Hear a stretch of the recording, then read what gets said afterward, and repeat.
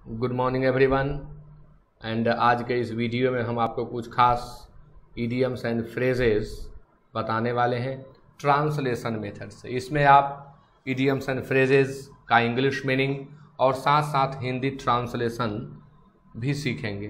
तो सबसे पहला है to hang up one's hat means to make oneself comfortable in another person's home, और इसका दूसरा मीनिंग है टू एंड one's career, यानी एक अर्थ होगा दूसरे के घर में आराम फरमाना।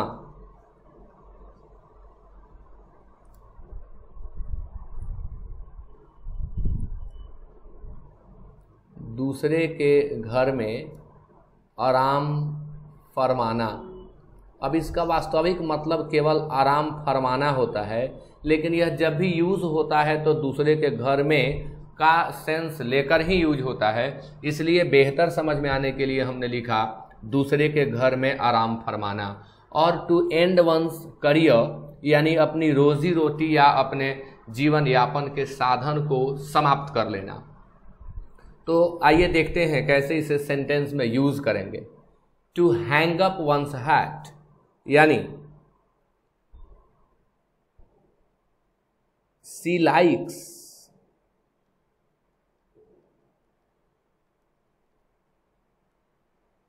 Likes hanging up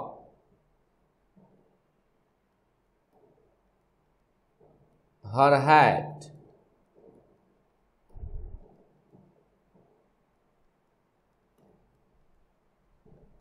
in her friend's house,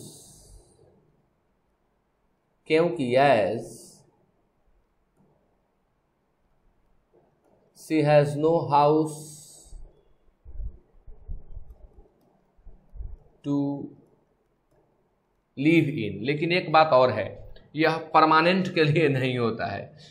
वह अपने दोस्त के घर में आराम फरमाना पसंद करती है क्योंकि उसके पास अपना घर रहने के लिए नहीं है। यहाँ दो महत्वपूर्ण चीज़ें हैं। हम यह लिख करके नहीं छोड़ सकते थे कि she has no house to live, यह ध्यान देंगे आप, ऐसा एरर आता है। She has no house to live, उसके बाद इन लगाना मोस्ट इम्पॉर्टेंट है। और दूसरा यहाँ रूल मैं आपको बता रहा हूँ, लाइक के बाद हमेशा जेरंड आता है, इसलिए हैंगिंग ही होगा। टू हैंग का प्रयोग नहीं कर सकते। अब एक और एग्जाम्पल हमें देना चाहिए, टू एंड वंस करियर, जैसे ही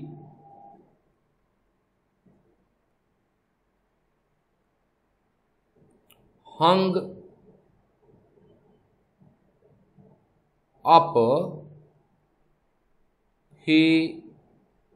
up his hat by insulting the manager, by insulting the manager। Manager को अपमानित करके, प्रबंधक को अपमानित करके उसने अपने करियर को समाप्त कर लिया। तो he hung up his hat by insulting the manager, यानी मैनेजर को अपमानित करके उसने अपने करियर को समाप्त कर लिया। Next one is out and out, complete या थॉरो। इसे हम हिंदी में कहेंगे पूर्णतया, पूर्णतया या संपूर्ण। अगर कोई कहता है कि यह मुझ पर पूर्णतया बनावटी केस थोपा गया है या यह एक पूर्णतः बनावटी केस है, तो हम कहेंगे this is out and out. अब यहां आर्टिकल लगाना होगा क्योंकि आगे हम काउंटेबल नाउन का प्रयोग करने जा रहे हैं। तो this is an out and out fabricated case against me, fabricated case against me, यानी यह जो केस मेरे ऊपर है, मेरे विरुद्ध किया गया है, यह पूर्णतः फैब्रिकेटेड है, इट मीन्स कॉन्कॉक्टेड है। फैब्रिकेटेड के बदले हम कॉन्कॉक्टेड का प्रयोग भी करते हैं। वह जो मनगढ़ंत है, मन से गढ़ा हुआ है, जिसका वास्तविकता से कोई संबंध नहीं है, उसे हम फैब्रिकेटेड कहते हैं या कॉन्कॉक्टेड कहते हैं। तो आउट एंड आउट, इसका एक दूसरा प्रयोग भी देखेंगे। She is an out and out politician. वह पूर्णतया एक राजनीतिज्ञ है, राजनेत्री है। अब कभी कभी आपको देखने को मिलेगा कि आउट एंड आउट में हाइफन दिया हुआ है, आउट एंड आउट। तो हाइफन दिया गया हो तब भी, हाइफन नहीं दिया गया हो तब भी मीनिंग यही रखता है। तो आउट एंड आउट का प्रयोग हम कंप्लीट या थॉरो के अर्थ में करते हैं। Next one is to give one's ears, it means to listen to someone, यानी किसी की बात को ध्यान से सुनना। दो लोग आपस में बात कर रहे हों और उनकी बात को ध्यान से सुनना टू गिव वंस ईयर्स होता है। किसी की बात को, खास तौर पर इस इडियम का प्रयोग हमें तब करना है जब दो लोग आपस में बात कर रहे हैं और कोई उसे ध्यान से सुन रहा है। जैसे जब हम लोग आपस में बातें कर रहे थे तो वह हम लोगों की बातों को ध्यान से सुन रही थी। तो she was giving her ears while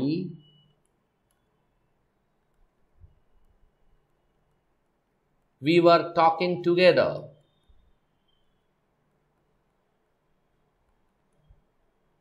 जब हम लोग while we were talking together, जब हम लोग आपस में बातें कर रहे थे तब वह ध्यान से सुन रही थी। तो she was giving her years. फिर जो मैंने कल आपको बताया था कि यह जो वंस दिया जाता है यानी पजेसिव केस, इसे हम अपनी ज़रूरत के अनुसार चेंज कर लेते हैं। तो यहाँ वंस के बदले हमने हर का प्रयोग किया, क्योंकि यहाँ जो सब्जेक्ट हमने रखा है वो सी है। तो इस तरह से इडियम के अंतर्गत आप बदलाव खुद से कर सकते हैं। Next one is to cry wolf, व्यर्थ की पुकार या व्यर्थ की चिल्लाहट या व्यर्थ चिल्लाना। यह भेड़िए की कहानी से लिया गया है, जो बच्चा बार बार चिल्ला रहा था, भेड़िया आया, भेड़िया आया, भेड़िया आया। और एक बार जब वो वास्तव में भेड़िया आया और चिल्लाया तो कोई विश्वास नहीं किया और उसे बचाने नहीं आया। उसी से ओतप्रोत है, वहीं से यह लिया गया है।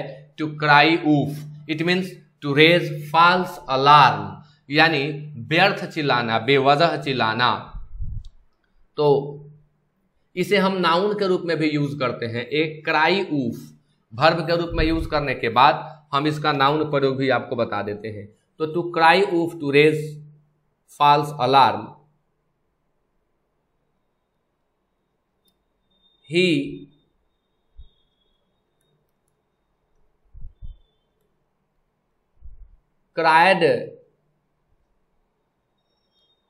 cried oof, but we noticed it. वह व्यर्थ में चिल्लाया लेकिन हम लोग इसे भांप लिए। एंड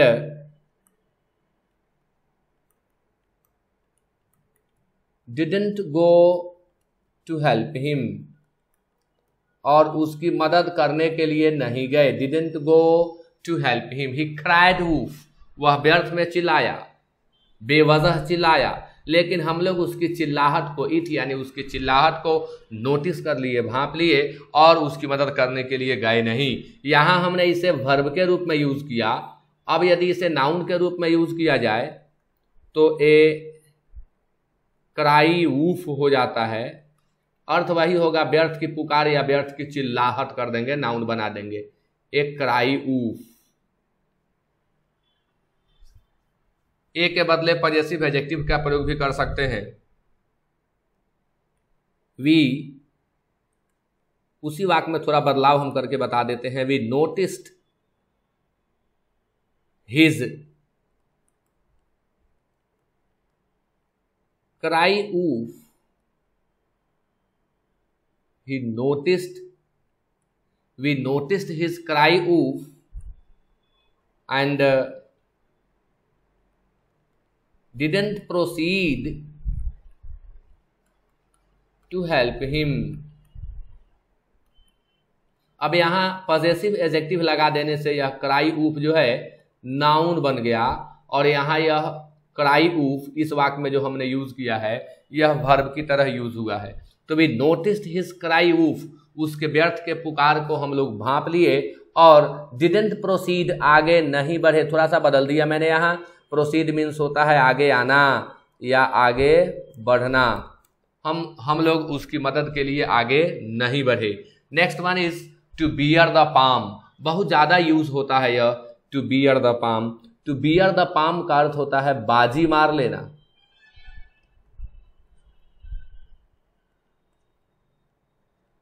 बाजी मार लेना यानी जीत जाना, to win. To bear the palm means to win, जीत जाना। जैसे हमें कहना है कि तुम इस प्रतियोगिता में बाजी मार सकते थे, तुम इस प्रतियोगिता में बाजी मार सकते थे, तो यू कुड हैव, सकते थे में आप कुड हैव प्लस V3 का प्रयोग करें। यू कुड हैव, अब बियर का रूप लिखना होगा हमें, तो you could have born the palm, you could have born the palm in this contest या कॉम्पिटिशन। तुम इस प्रतियोगिता में, इस प्रतिस्पर्धा में बाजी मार सकते थे। तो यहाँ जो वर्ब बियर दिया गया है हमने इसके तीसरे रूप का यहाँ प्रयोग किया। तो अगर कोई वर्ब 1 आपको मिलता है जैसे टू के बाद, तो अकॉर्डिंग टू टेंस आप उसे चेंज कर सकते हैं। तो आज ये 5 इडियम्स एंड फ्रेजेस को मैंने विथ एग्जाम्पल्स और हिंदी ट्रांसलेशन आपको बताया। इसी के साथ आज का यह सेशन समाप्त होता है। फिर आगे आपको अगले वीडियो में हम इससे कुछ खास और महत्वपूर्ण लेकर के आपको बताएंगे। So with that it is over now.